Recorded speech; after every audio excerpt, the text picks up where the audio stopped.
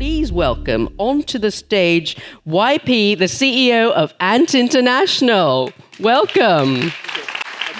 Yes, please have a seat. And I have the absolute pleasure of moderating this discussion with you, YP. It's lovely to meet you. And congratulations again with Ant International and its headquarters based in Singapore. And as I just mentioned in the introduction, you know, it's a region, ASEAN, Southeast Asia, and this whole region in general, that's now kind of leading the digital space. And your company is really a leader in Asia for cross-border digital payments technology. You work with many e-wallets and banks. Can you share a little bit about what you do? Thank you, Sharanjit. And really honored to be here. Indeed, I think Asia is a huge market for everyone. This is the largest GDP and also the largest population, and also has a huge SME base across Asia. And they all hunger for transformation and also doing business, not just locally, but internationally. We are very fortunate to be rooted in this market. And so basically, in Asia, we focus on three things. The first is we solve the connectivity problems for our mobile payment partners. The second thing is we help merchants to solve the simplicity problem whenever they want to do business locally or internationally. The third one we started to focus, I think since last year, is to help our partner to solve the inclusive financial services accessibility problem. So for connectivity, we have the solution called Alipay Plus. And this is a solution to help any mobile payment wallets or like bank apps for their user to use the QR even they travel overseas. We started this journey probably like 6 years ago. And as a private sector, at that time, there are many partners came to us.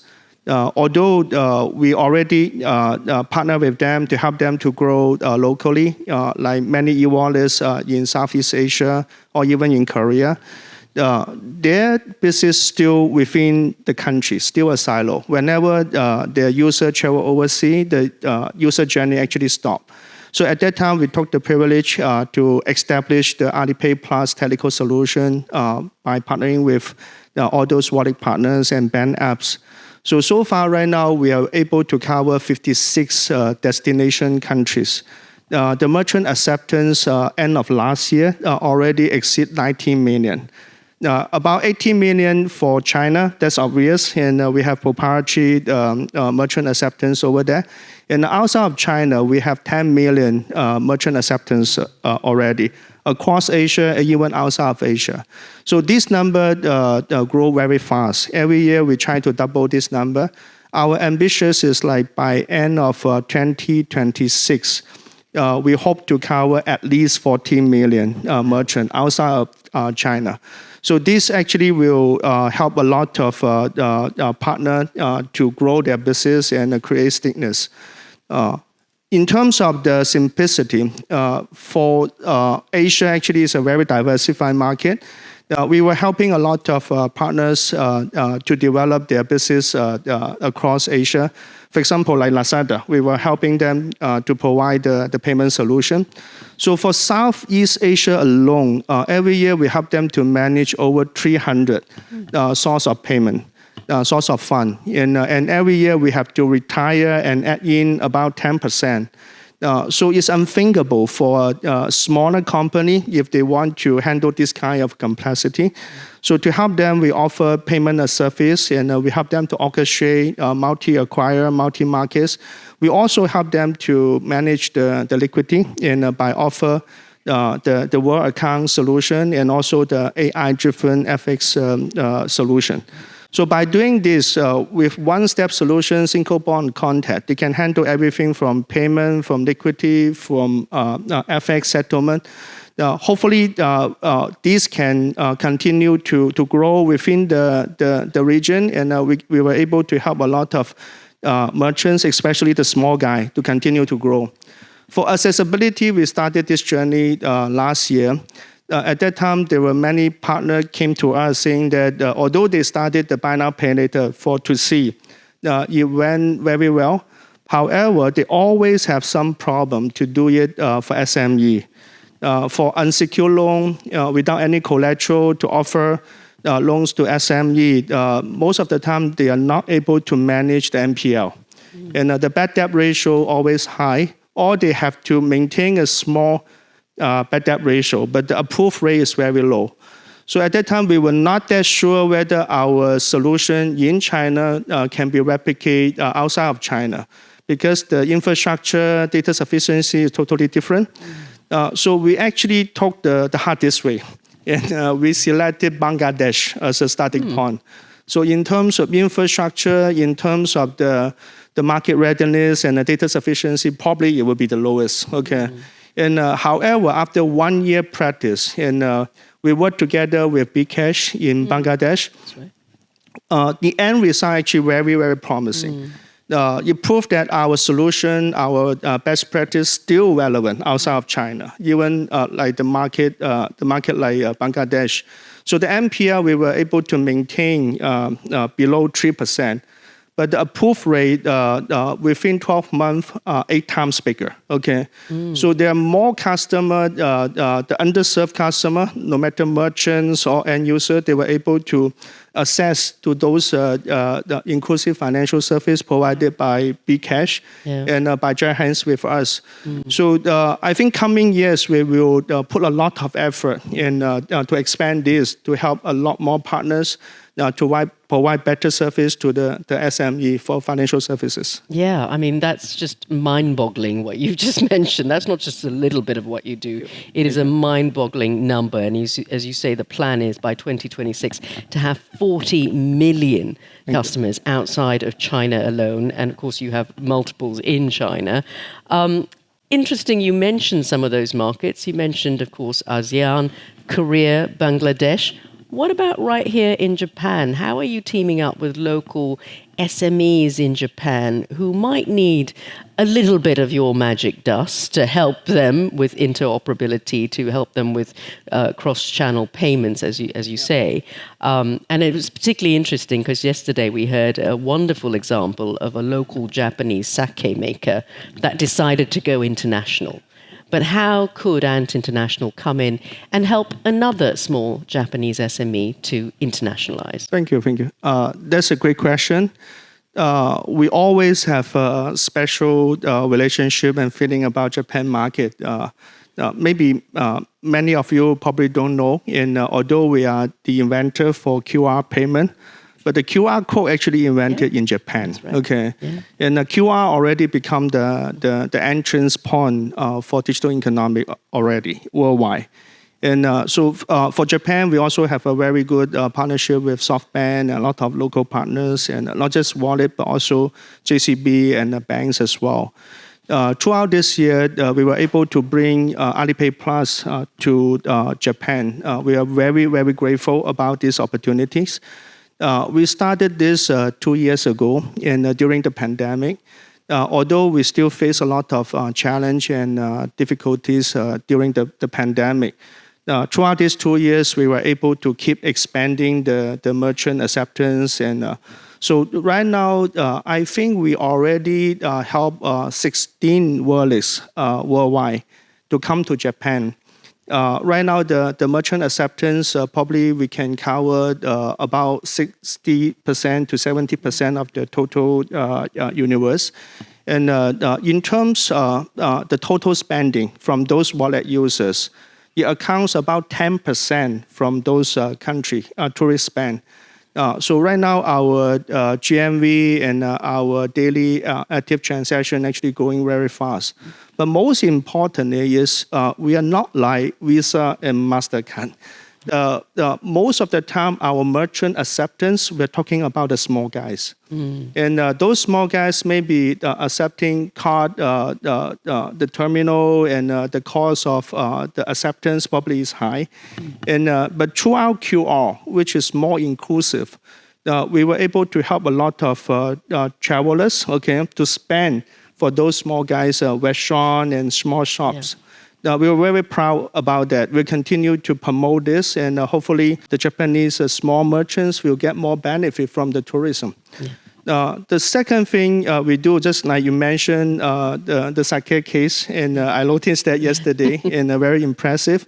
Nowadays, a lot of small companies or even individual, they also have the passion to do business beyond the border. So in old days, whenever they do business like that, it's very difficult.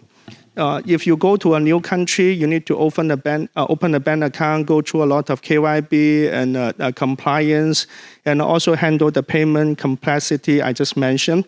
And also having the FX settlement, also a big headache. Sometimes when they order, the user order the goods, and it will be at this FX rate.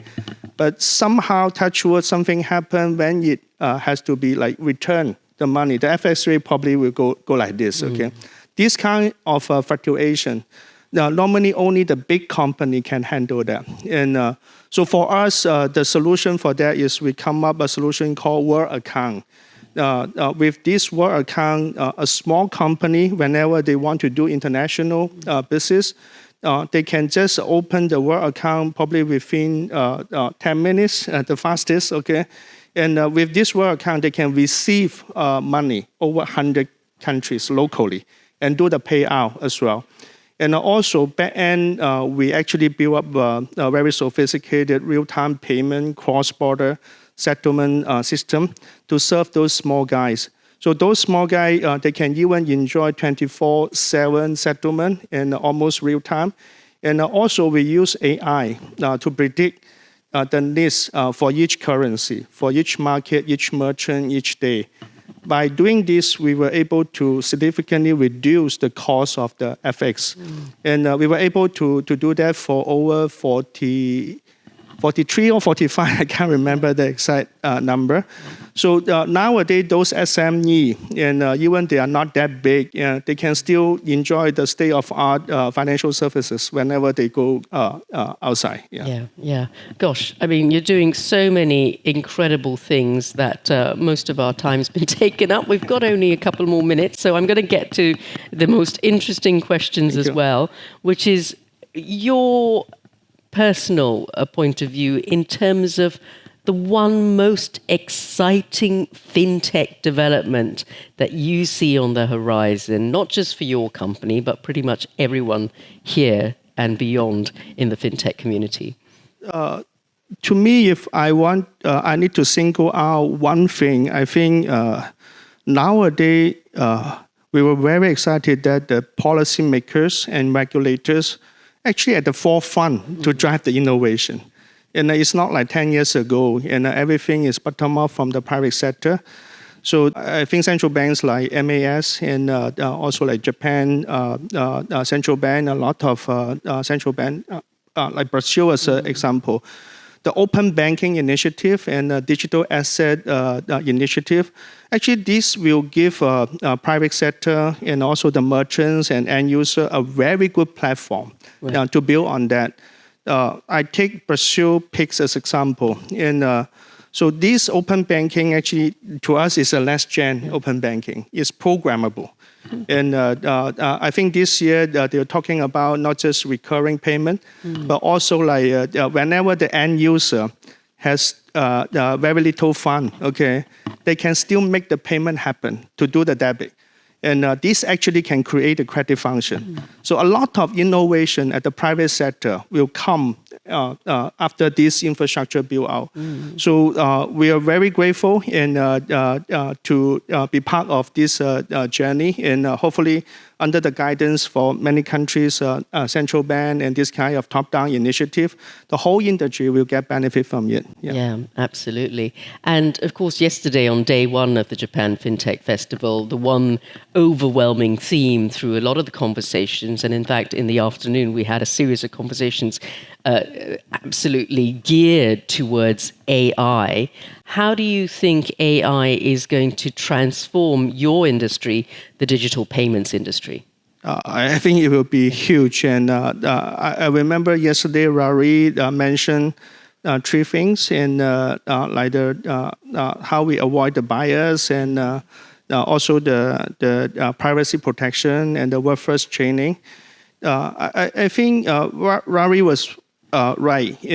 So whenever we are very passionate about AI, in fact, we have been using AI for like 14 years. Everything we do, actually, there is an AI engine behind to support that.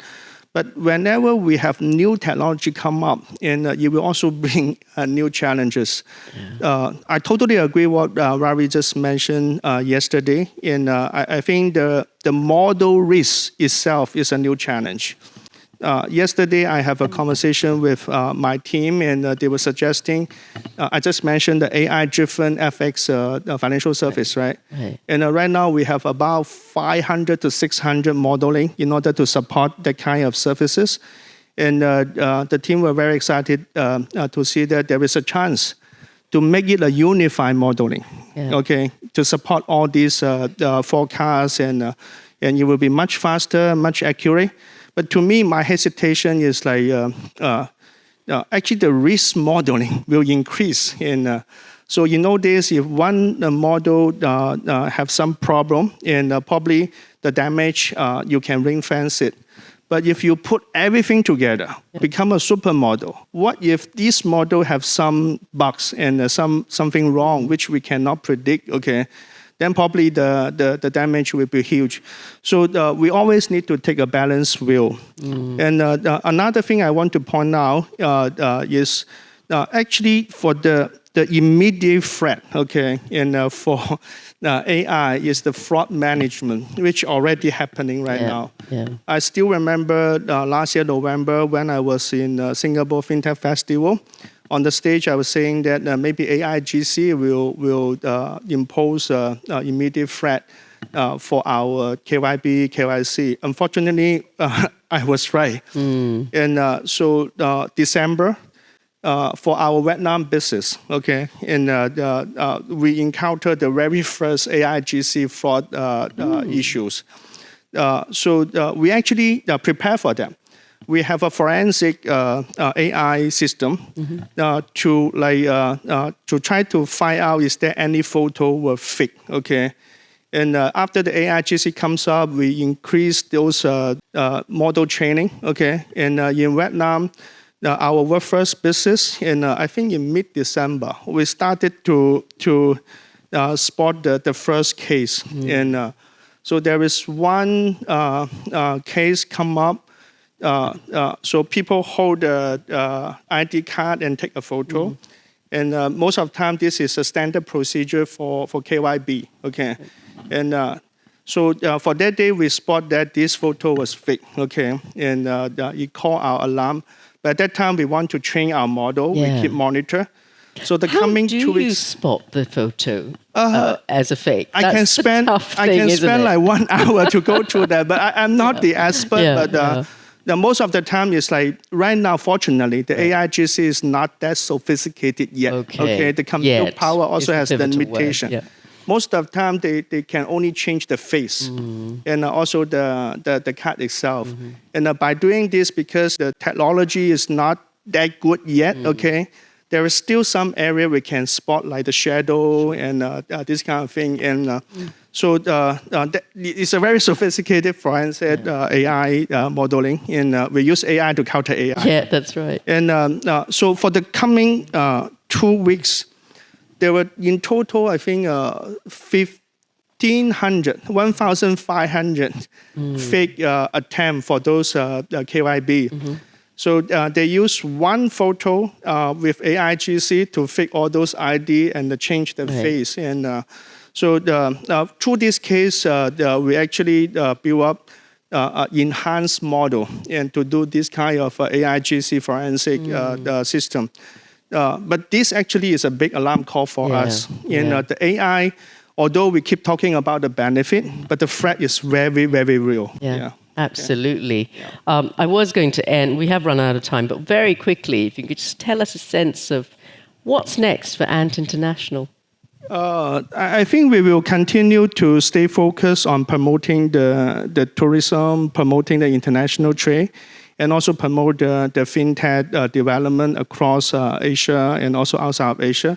And most importantly, throughout this journey, we want to develop the local talent. And nowadays, in Singapore, in Malaysia, in Thailand, and we have a big team over there, and over 85% local hire.